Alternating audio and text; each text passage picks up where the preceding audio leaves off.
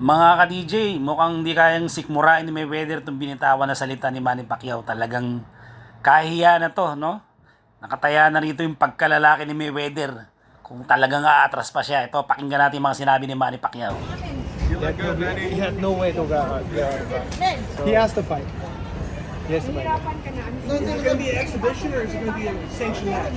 No sanction match. Awesome. To fight. Manny, are you happy that you're gonna get the second opportunity? It seems like you guys are gonna actually get in there again.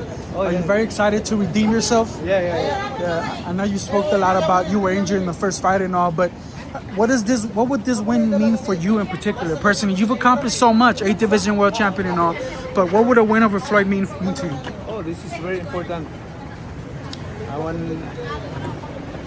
to give him a one.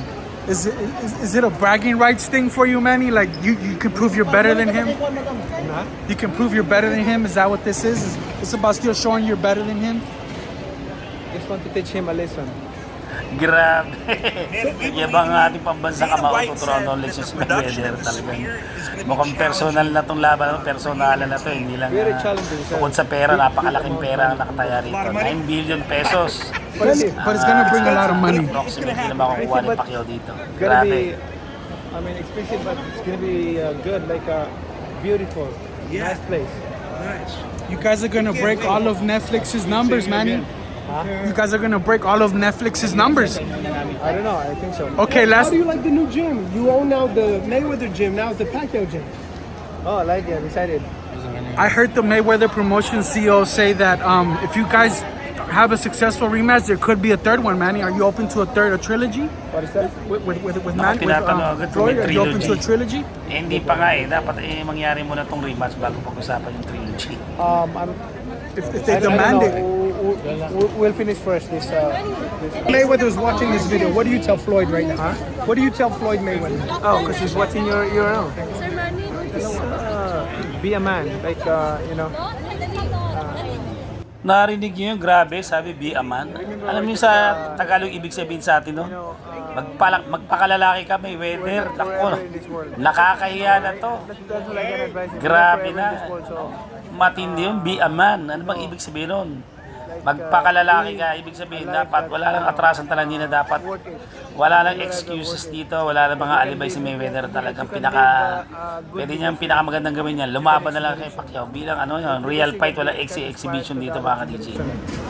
You know, it's not, life is not about material things. It's not about wealth. It's about how can you help others. How can you leave a legacy? Legacy that we're talking about. Legacy that can help and inspire other generations. It's very true. You're right. Nobody lives forever. We're all gonna end up in the same place. Of course. We're not, like I said, we're just temporary in this world. You know, we're just like a morning fog. We're here and then we're gone. So therefore, that moment that you're here in this world, grab this opportunity to help others, to be inspiration to others, and you can leave a legacy to the next generation. Legacy that can help and inspire other people. Yun yung sinabi ng ating pambansang kamao. Kasi minsan lang daw tayo dito mabuhay sa mundo, temporary lang, hindi naman magtatagal. So gusto mangyari yung Manny Pacquiao, makipag-iwan siya ng magandang legacy na magbibigay ng inspirasyon sa mga susunod na henerasyon. Siyempre, mga susunod na mga future boxers natin.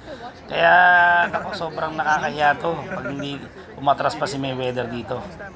Kaya, palagay ko, wala nang ibang, pwedeng gawing palusot si Mayweather kung nilaban niya na si Manny Pacquiao.